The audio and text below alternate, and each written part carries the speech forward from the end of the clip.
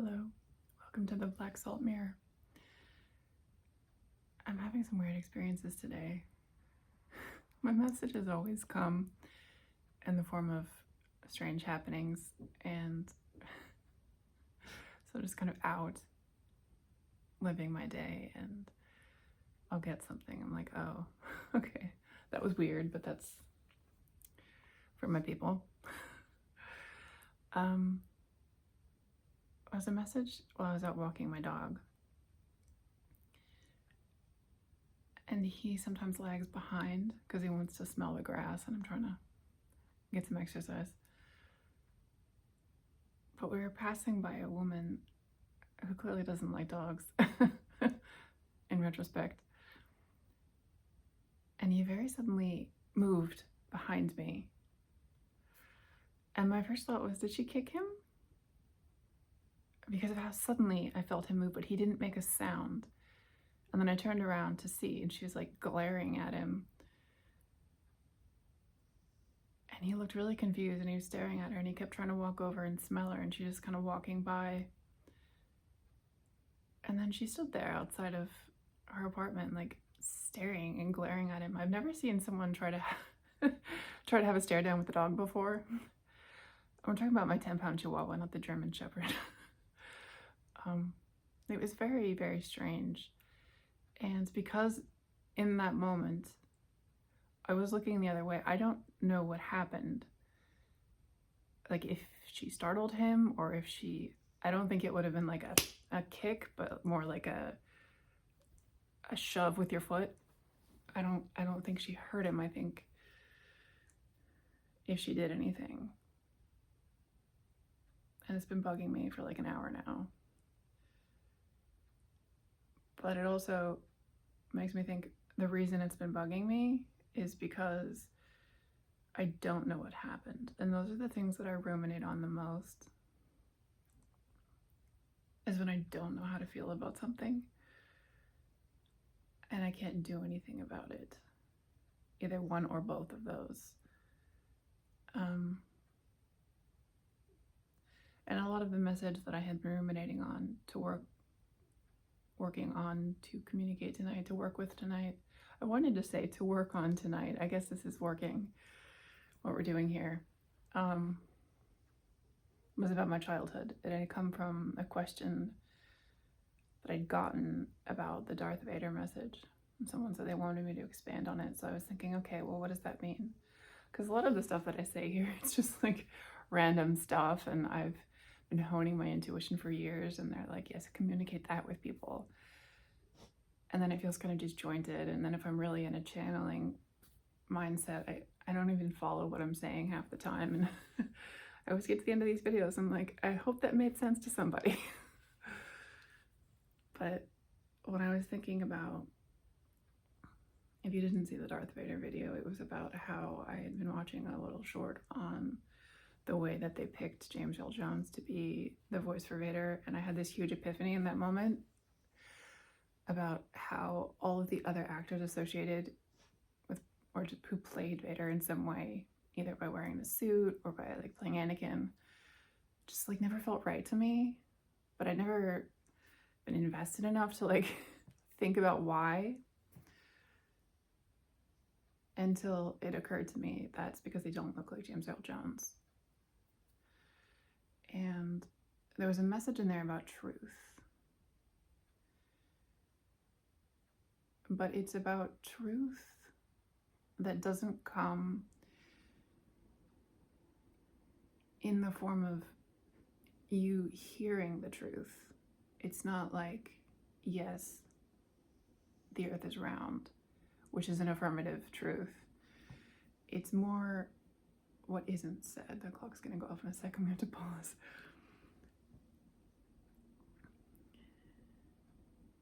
It's more like, I watch trial coverage. I like to watch the popular high profile trials, which I guess they're only high profile for people that are into stuff like that. But it's basically people testifying in like murder trials. And it's absolutely amazing how many people obviously lie. Like just know they're gonna lie, apparently don't even plan it ahead of time, like to make sure that what they're gonna say like passes muster at all or fits with the facts, which they should be able to have access to because of discovery. But people will just get up there under oath, knowing that they're on television because like they can see the cameras, they see the people outside, and they just lie, obviously. And a lot of these are witnesses too. It's not even people who are gonna get in trouble and are like on trial for murder, so you kind of expect them to lie. But it's occurred to me that there's only certain types of people who can look at someone lying and be like, oh, that's a lie. Not because it goes against what the facts are, but because you can just tell that they're lying. And this got me into thinking about where I know this from. It's because I grew up with liars.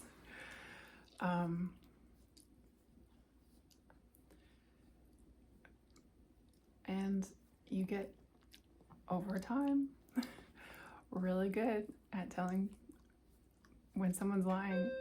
Oh, there goes the clock. We're back. It's very loud. I didn't realize it showed up on the videos until I watched back, and I don't want it to irritate you guys. Top of every hour. So there are a number of human traits and tells for lying that seem to be fairly universal, at least within our culture. But I've watched some body language analysis, and apparently there are certain human expressions that are completely universal. And so sometimes you can just tell from somebody's inflection that they're lying.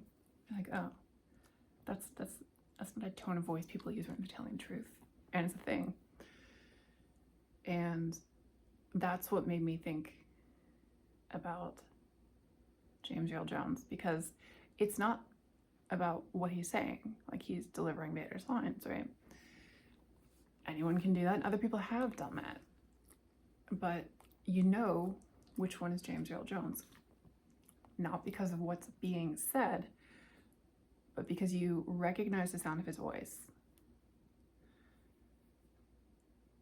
And so the message is something about recognizing the truth, but it's not going to be saying, yes, that's truth. It's going to be noticing what's missing. Like noticing that the speaker isn't who they say they are, or who you expect them to be, or like that's not Vader. People lying on the stand, one of the things that I've noticed about them is what's missing is that they haven't taken the time to think about, if the story that they were telling is true, how would they feel?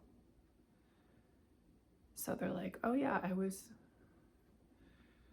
I walked into this chaotic situation, and it's like, okay, well, what would you feel if you'd actually walked in? You'd panic, like you'd have strong emotions, if something violent's happening, you'd be afraid, you'd be angry.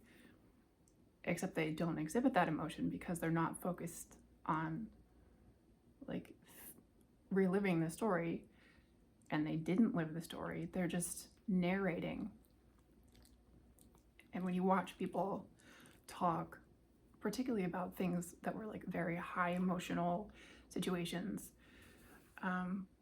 your mind locks in on emotional trauma. So you might not remember what you ate for breakfast, but if you lost the family dog that day, particularly around breakfast, like you were eating breakfast when it happened, then you'd remember what you were having for breakfast that day, because your mind locks in on that. And a lot of people, this can also tie into charlatans. I'm getting a message about that, about as this collective wakes up, there are a lot of people who will try to pass themselves off as psychics or tarot readers or a part of the collective that we're in. And unfortunately, it's easy to say that you are, because there's no way to prove like that you're a psychic, or that you know how to read tarot cards, or that your readings are accurate, or unless you can tell if somebody's lying. And that's where the resonating comes in with readings. It's not just that like it fits with you. It's like I've watched readings where I knew that the person was really good at what they were doing and they were getting messages, even though they weren't for me. Because I've been doing this for a while. I've been trying to specifically hone this intuition, my intuition as a whole, but specifically to the interpretation of messages. And that's how I know a lot of the things that I experience are meant for you guys, or that they're related to other things.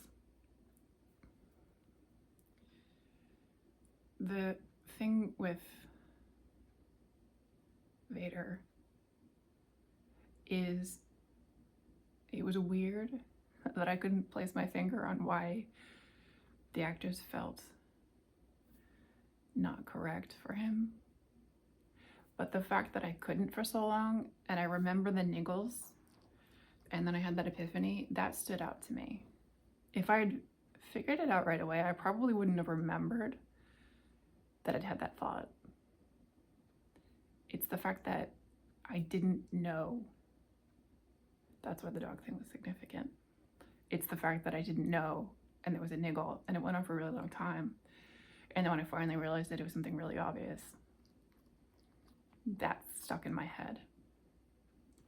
And so they're saying sometimes the reason that you can't figure something out is so that your brain locks in on it.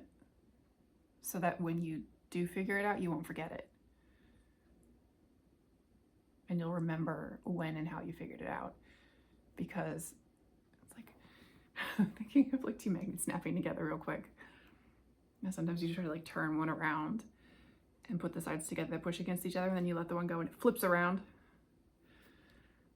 You remember that sensation. You can't see it, but you can feel the magnets. Magnets is significant for someone too, but my brain doesn't want to go away from the magnets. I used to work with kids, and they had all kinds of different toys, and one of the things that they had were just magnets. So they had like long plastic stick, and then on each end was a magnet, and you could stick them together and you could string them along, and they had big metal balls that came with it so that you could put it on top. I have no idea why that's relevant, but there will be a lot of things coming to you. I keep seeing truth going in my right ear, specifically on this side, and the front door's over there. I don't know if that matters.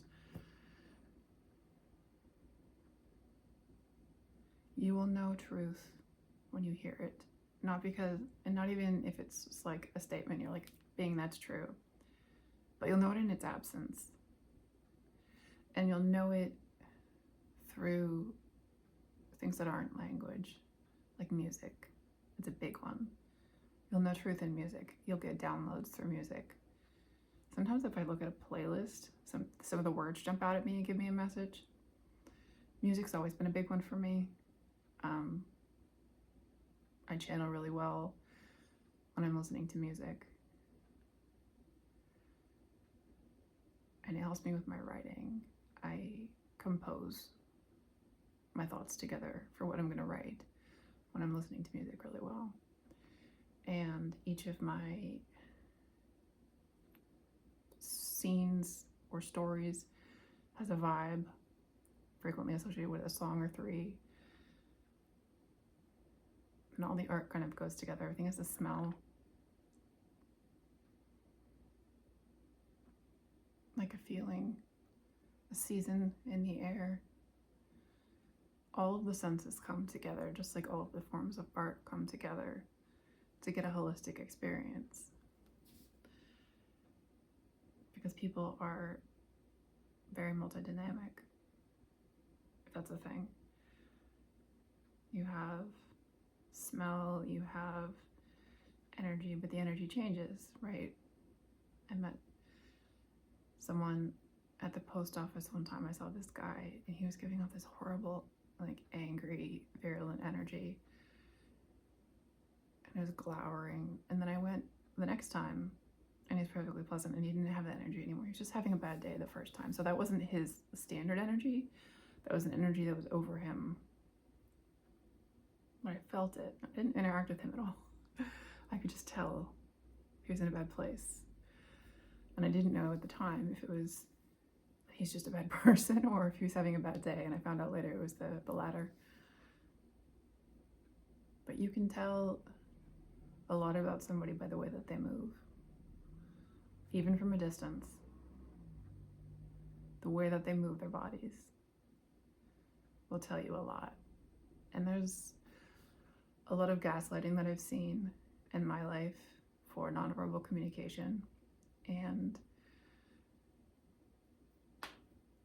there are many people who either aren't good at reading it themselves, so they get triggered that other people can do it, and they're like, no, that's not a thing.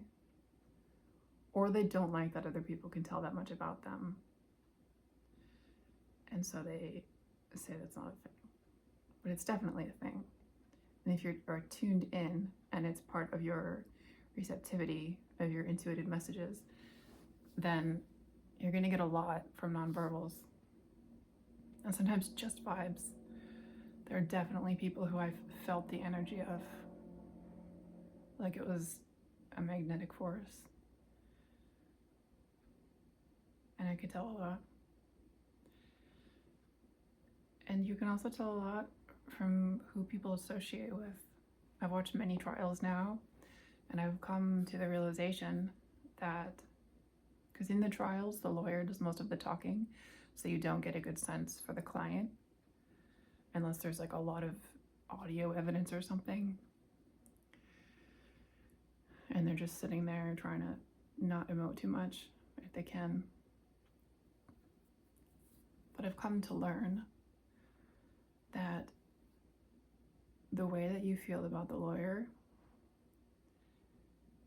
is often reflective about who the client is, because people attract like energies, and you can actually tell a lot about a person by their lawyer, even though it's a completely different person. The way that the lawyer interacts, and it probably doesn't work nearly as well. I mean, you know, people's friends can be all kinds of different people, but the way that they move in that forum, you can tell a lot about another person from who's representing them. And that's fascinating, and that's part of truth as well. I've been getting a lot of messages this past week about interpretations and like how you can interpret things and what you need to be looking for. And I had gotten a message, I don't even remember if it was on this channel or if it was a tarot reading I did, but for somebody else. But they said, practice now, honing your intuition when it doesn't matter as much, and failures won't be big, if at all. Practice now reading people from afar. Practice now touching people's energies. Practice now for when the liars come. And the liars will come.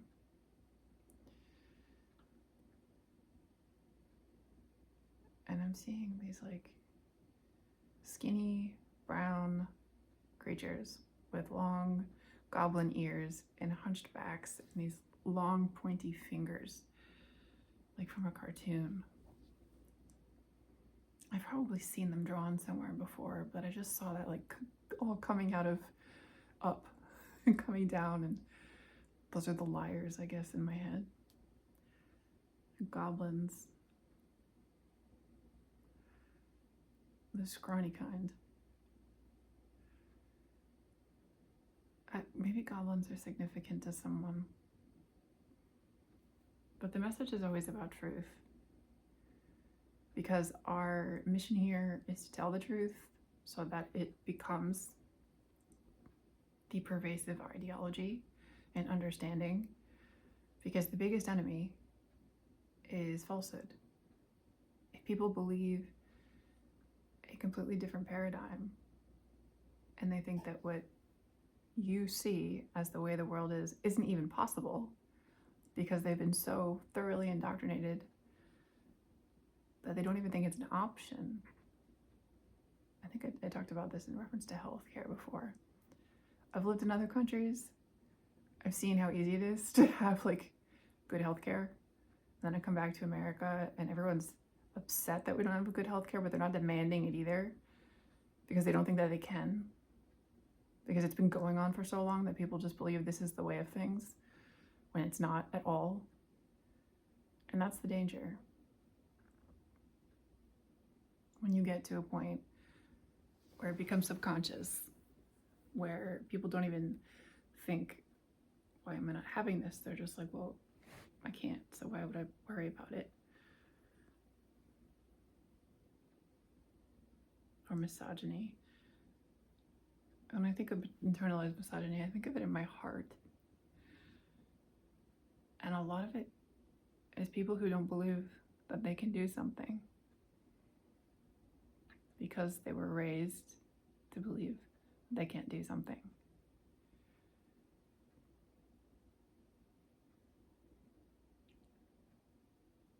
I don't think most people consciously understand what they're doing when they're triggered by these things or when they make decisions that align with a false system. Because people just become comfortable. And then men become triggered when women succeed. And they probably couldn't tell you why. They'd probably tell themselves it was something more specific that they didn't like about that particular person.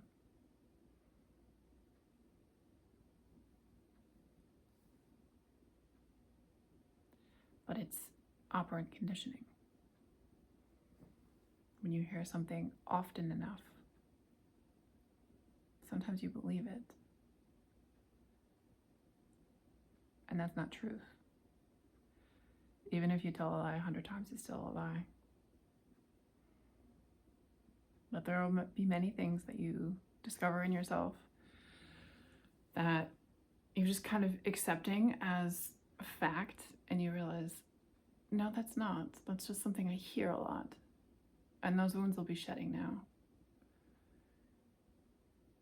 And you'll start, it's going to be in a very Uranian manner, meaning rebellious and antisocial, except not in a bad way. Like ripped jeans and punk hair, kind of antisocial. Mohawk.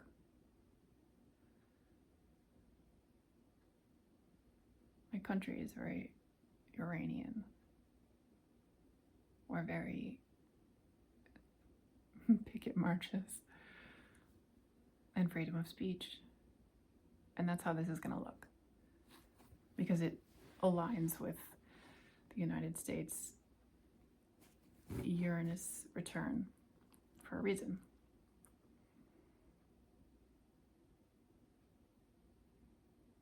It's all going on together.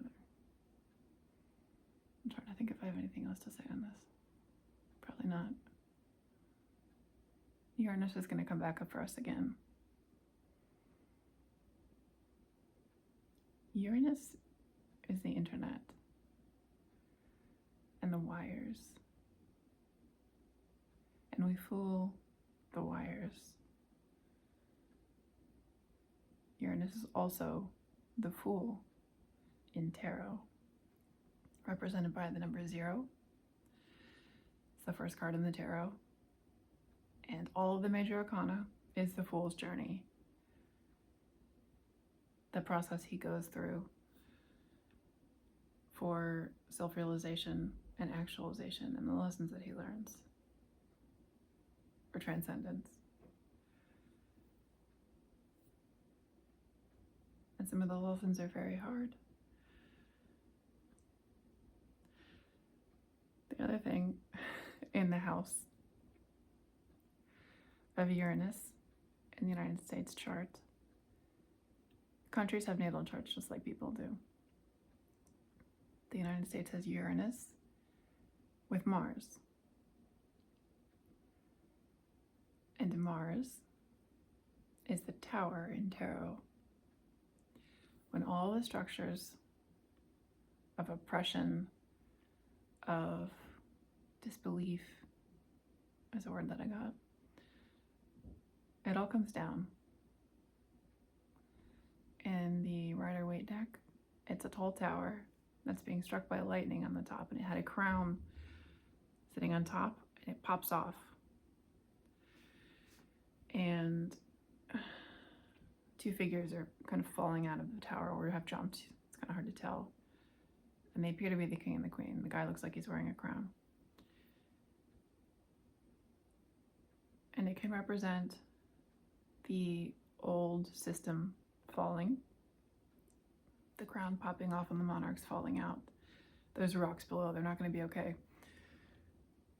But another tarot reader had told me a long time ago that the crown is representative of your crown chakra. And when the lightning hits it and the crown pops off, that's also you getting information from the universe. So it comes from the sky. And it's like the downloads, they come real quick, like lightning. Although lightning doesn't actually come down. Lightning comes up. It jumps from the ground to the sky. That's why fields are frequently dangerous, not because there are no tall trees there, but because frequently if you have an empty field, it's because it's been recently tilled and the soil is not pH balanced. I forget which charge it has, but the reason lightning happens is because of electrons jumping to equalize their charge. Yeah.